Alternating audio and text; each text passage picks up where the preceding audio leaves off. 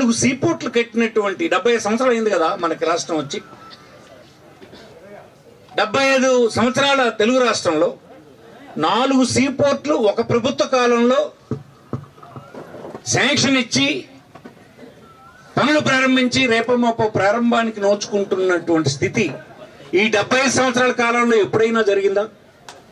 అందరూ ఆవేదన చెందుతుండేవాళ్ళు. దేశంలో అతి పెద్ద తీరం కలిగినటువంటి 2వ రాష్ట్రం ఆంధ్రప్రదేశ్, గుజరాత్ తర్వాత.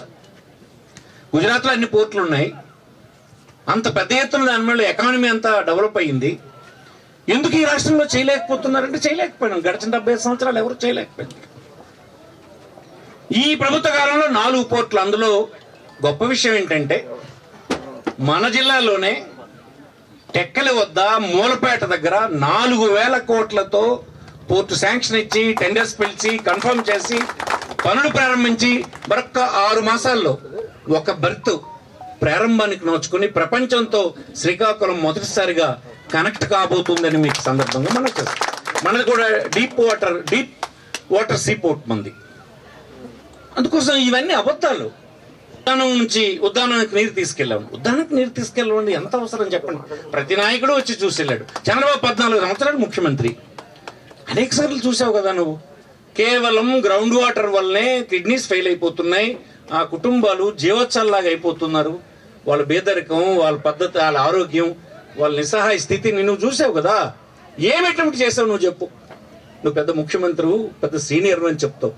ఏం అటెంప్ట్ చేస్తావు? పైగా నీకు శ్రీకాకుళం జిల్లా ఎంత ఉండాలి నీకు ప్రిఫరెన్స్లో? 100% సీట్లు గెలిపించినటువంటి సందర్భాల్లో ఉన్నాయి మీ పార్టీకి. ఈ చిన్న విషయం అని అంటారా మీరు? బాధ్యత లేని ప్రభుత్వాలు అయితే ఇలా చేస్తాయా? బాధ్యత ఉన్నాడు అని అనుకుంటున్నాడు ఏం చేశాడో చెప్పమనండి. ఇతను 5 సంవత్సరాలు నాడు, అతను 14 సంవత్సరాలు నాడు ఏం చేశాడో చెప్పమనండి. కొన్ని చేప రోజులు ఇద్దాం. చంద్రబాబు నాయుడు ఈ జిల్లాలో చేసినటువంటి ఒక ఇన్స్టిట్యూట్ చూపించమనండి. ఇప్పుడే ఒక పెద్ద ఆయన మాట్లాడాడు. 23 ఇన్స్టిట్యూట్లు ఇస్తే ఒక్కటి కూడా ఇవ్వలేదని. అన్యాయం కదా ఇది. నష్టపోయినటువంటి రాష్ట్రానికి కేంద్ర ప్రభుత్వం 23 సంస్థలు నేషనల్ ఇన్స్టిట్యూట్లు ఇస్తే నువ్వు ఒక్క సంస్థ కూడా శ్రీకాకుళంలో పెట్టకపోతే మూగసేవలాగా ఇక్కడ ఉన్నటువంటి టీడీపీ నాయకులందరూ నోరు మూసుకొని ఊరుకొని ఈరోజు పెద్ద నాయకులు అనుకుని అభివృద్ధి చేస్తాం అనుకుని మళ్ళీ మీకు ఓట్లు అడుగుతూ ఉంటే అవి మీరు నమ్ముతూ ఉంటే ఎలాగంటాను నేను. నిజంగా అడగలిసినటువంటి సత్తా మీకు ఉందా అని అంటున్నాను. 13 జిల్లాలు కలిగినటువంటి రాష్ట్రానికి 23 సంవత్సరాలు వచ్చినప్పుడే కేంద్ర ప్రభుత్వం పెట్టినటువంటిది ఒక్కటి నువ్వు పెట్టించలేని స్థితిలో, అడగలేని స్థితిలో మీరుంటే ఏం మీకు ఎన్నుకునేం ప్రయోజనం? మళ్ళీ మీ గవర్నమెంట్ వచ్చినా మీరు ఎన్నికైనా ఈ జిల్లాకు సంబంధించినటువంటి ఏ అంశానైనా పరిష్కరించేటువంటి ధైర్యమో, అవగాహనో, ఆ స్వేచ్ఛో చెప్పగలిసినటువంటి మీకు ఉందా అని అడుగుతున్నాను నేను. అలాగే రోడ్డు ఏంటండి నేను చేసిన తప్పు? రోడ్డు ఏం జరిగిందని అంటే గవర్నమెంట్ ఆఫ్ ఇండియా సెలెక్ట్ చేసినటువంటి రోడ్డు అది. నేను ప్రెషర్ పెట్టి చీఫ్ సెక్రటరీని, ఫైనాన్స్ వాళ్ళని, సీఎం గారిని గొడవ పెట్టి అన్నీ చేస్తే ఇచ్చేసి ప్రారంభించమని చెప్పారు. చెప్తే వీళ్ళు పిటిషన్ పెట్టారు. మళ్ళీ వాళ్ళు ఎక్కడ చెప్తుంటారు రోడ్డు అవ్వలేదు అంటే మీకు ఎన్నికల ఇంట్రెస్టే తప్ప నిజంగా ఈ జిల్లా ప్రజలకు అవసరమైనటువంటి సమస్యల ఇంట్రెస్టా, మీకు ఎన్నికల ఇంట్రెస్టా? ఎప్పుడు టీడీపీ ఇంతే, వాళ్ళ ఆలోచన ధోరణి ఇంతే. ఒకటి పిటిషన్ పెట్టడం, ప్రజలకు దాని ద్వారా వ్యతిరేకం అవ్వాలని ప్రయత్నం చేయడం, అది నష్టం జరిగిందని ప్రజలకు చెప్తుండడం. జగన్మోహన్ రెడ్డికి చంద్రబాబుకి మీకు తేడా లేదా? మీ అందరూ ఎడ్యుకేటెడ్ వ్యాపారస్తుడు. చంద్రబాబు దోపిడీదారు నా లెక్క ప్రకారం. రాజధాని పేరు చెప్పి రియల్ ఎస్టేట్ వ్యాపారం చేసినటువంటి వ్యక్తి. విశాఖపట్నం అన్ని అర్హతలు కలిగినటువంటి ప్రాంతాన్ని కేంద్ర ప్రభుత్వం నియమించినటువంటి కమిటీ రికమెండేషన్స్కి వ్యతిరేకంగా నువ్వు రియల్ ఎస్టేట్ వ్యాపారంకి విజయవాడ దగ్గర ప్లేస్ను చూసుకుని 50 ఎకరాల క్యాపిటల్, 3 లక్షల కోట్లు పెట్టుబడి. ఎప్పుడు పెడతావు 3 లక్షల కోట్లు పెట్టుబడి? పోనీ నువ్వు పెట్టమన్నా కూడా ఎప్పుడు పెడతావు?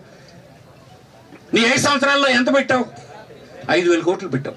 నీకు 5 సంవత్సరాలు అధికారం ఇస్తే ఆ క్యాపిటల్ మీద నువ్వు పెట్టినటువంటి 5,000 కోట్లు. 3 లక్షల కోట్లు పెట్టాలంటే ఎన్ని దశాబ్దాలు కావాలి? ఇంకొక 60 సంవత్సరాలు. ఆ 60 సంవత్సరాల వరకు శ్రీకాకుళం లాంటి, రాయలసీమ లాంటి ప్రాంతాలన్నీ ఎదురు చూడాలి. మరొక 60 సంవత్సరాలు. హైదరాబాద్ క్యాపిటల్ వెళ్ళినప్పుడు ఒక 60 సంవత్సరాలు, చెన్నైలో ఉన్నప్పుడు ఒక 60 సంవత్సరాలు, మళ్ళీ ఇప్పుడు ఇంకొక 60 సంవత్సరాలు. తీరా పూర్తయితే రేపు కృష్ణా, గుంటూరు జిల్లాల వాళ్ళు శ్రీకాకుళం, విశాఖపట్నం, విజయనగరం వాళ్ళు పొండి అనరా? హైదరాబాద్లో ఏమన్నారో ఈలో అదే అంటారు. హైదరాబాద్ నుంచి మనకు పొమ్మండానికి కారణం ఏంటి? అభివృద్ధి కాన్సన్ట్రేట్ అయిపోయినటువంటి ఒక ప్రాంతం ఫలాలన్నీ ఆ ప్రాంత ప్రజలే పొందాలన్నటువంటి స్వార్థం తప్ప అందులో ఇంకొకటి లేదని మీకు ఈ సందర్భం మనోచిస్తున్నాం. ఈ ప్రాంత పాలకులు తెలంగాణలో పెట్టుబడి పెట్టలేదని కాదు, పెట్టిన పెట్టుబడి ద్వారా వచ్చినటువంటి ప్రయోజనాలన్నీ మా ఒక్క ప్రాంతానికే పొందాలని ఆ ఉద్యమం అంత ఊపందుకుంది. ఎప్పుడైనా ఇంతే అవుతుంది. దానికి వ్యతిరేకంగా నువ్వు కొద్దిమంది కుటుంబాలకు సెట్ చేసుకుని రాజధాని అనేది 5 కోట్ల మంది ప్రజలకు దూరం చేసి నువ్వు 10-25 మంది కుటుంబాలకు సంబంధించిందిగా నువ్వు వ్యవహారం చేయడం నీ విజ్ఞతకి మేమందరం ఓటేయాలా? వాళ్ళకు కూడా తెలియదు. ఒక వ్యాపారస్తులైనటువంటి చంద్రబాబు చేతిలో ఉంది అది. అతను అక్కడ పెడితే లాభం వస్తుందంటే అటుకు చేస్తాడు. అతను మాత్రం హైదరాబాద్లో ఉంటాడు. ఆంధ్రప్రదేశ్ ముఖ్యమంత్రి హైదరాబాద్లో ఉంటాడు. ఆంధ్రప్రదేశ్లో వ్యాపారం చేస్తాడు. నేను అలా చెప్తున్నట్టు కాదు, వ్యక్తిగతంగా చంద్రబాబు మీద నాకు కోపం లేదు, తప్పు కదా అది. నువ్వు హైదరాబాద్లో మంచి ఇల్లు కట్టుకుని ఉంటావు, ఆంధ్రప్రదేశ్ గురించి సలహాలు ఇస్తుంటావు. జగన్మోహన్ రెడ్డి భవంతులో ఉన్నాడని అందరికీ తగు పెడుతుంటావు. రాజ్భవన్లో ఉన్నాడు, రాజ్భవన్లో అతను చేసిన నిర్ణయాలు ఏంటి? ఏమిటి ఇంట్రెస్ట్? ఎక్కడుంటావు నువ్వు? వస్తావా విజయవాడ? మీరు ఆలోచించండి. ఒక చీఫ్ మినిస్టర్ ఆ స్టేట్లో కాకుండా ఇతర స్టేట్లో నివాసం ఉంటాడా?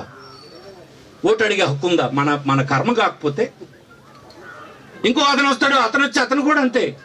అతను హైదరాబాద్లో ఉంటాడు, జస్ట్ ఫ్లైట్లో దిగుతారు, మళ్ళీ ఫ్లైట్ ఎక్కి వెళ్ళిపోతారు, హైదరాబాద్కి వెళ్ళిపోతారు. ఎన్ని సంవత్సరాల తర్వాత? 1 సంవత్సరం, 2 సంవత్సరాలు, 10 సంవత్సరాలు అయింది. మీరు ఎక్కడ ఉంటారు? ఎక్కడ ఓటు అడుగుతున్నారు? ఎక్కడ ప్రజల క్షేమం గురించి మీరు మాట్లాడుతున్నారు? చెప్పరు. విశాఖపట్నం క్యాపిటల్ వద్దో అవునో కాదో లేదు చెప్పరు. విశాఖపట్నం ఎగ్జిక్యూటివ్ క్యాపిటల్ అయితే దీని చుట్టూ ఉన్నటువంటి 6-7 జిల్లాల్లో ఉండేటువంటి ప్రజల సంపద 4 రెట్లు పెరిగి సంపద పరులు అవుతారని మీకు ఈ సందర్భంగా చేస్తాం. మీరేం చెప్తారో చెప్పండి. రామ్మోహన్ నాయుడు నువ్వేం చెప్తావు చెప్పు, అచ్చెన్నాయుడు నువ్వేం చెప్తావు చెప్పు, నువ్వు కాకపోతే కోన్ రవి నువ్వేం చెప్తావు చెప్పు. క్యాపిటల్ ఇక్కడ పెడతారా పెట్టరా? వాళ్ళకి ఏం తెలుసు కావాలదా? విశాఖపట్నం ఉన్న వాళ్ళందరికీ బిజినెస్ కేంద్రం విశాఖపట్నం, క్యాపిటల్ మాత్రం అక్కడ ఉండాలి, వాళ్ళ దగ్గర ఉండాలి. వాళ్ళ స్వార్థం మీకు అర్థం కావడం లేదా? ఇలాగట్టుగా అందరూ జనం వచ్చేస్తే ధూళి తగులుతుంది ఈ వ్యాపారం చేసుకున్న వాళ్ళకి అందరికి విశాఖపట్నం. కానీ ఇక్కడ ఉన్న బతుకులు మాత్రం ఇలాగనే ఉండాలి. దుర్మార్గులు ఎవరు దుర్మార్గులు? మేము దుర్మార్గులం. మా ప్రాంత సమస్యల కోసం గొంతెత్తిన మేము దుర్మార్గులం అయితే ఇన్ని సంవత్సరాలుగా మీరు ఇంత అన్యాయం చేసినటువంటి వాళ్ళు మీరు పరమ దుర్మార్గులు. ప్రజలు పేక నొక్కేశారు, మీరు ఈ ప్రాంత ప్రజలు పేక నొక్కేశారు. మాది మా పరిపాలన భవనం ఇది అనేటువంటి ఒక ఇంటర్నల్ ఇది రావాలి, అలాగా కట్టాలని అది నిర్ణయం చేసి ఇప్పుడు ఎవడైనా ఈ మోడల్ని ఇతర దేశంలో అన్ని ప్రాంతాల్లో కట్టుకోవడానికి ఎదురు చూస్తున్నారు. అలాంటిది ఇది వచ్చే పీరియడ్లో ఒక 4-5 నెలల్లోనే పూర్తి చేసి చీఫ్ మినిస్టర్తో ఇనాగరేట్ చేయించే పని చేస్తానని ఈ సందర్భంగా మీకు మనవి చేస్తున్నాను.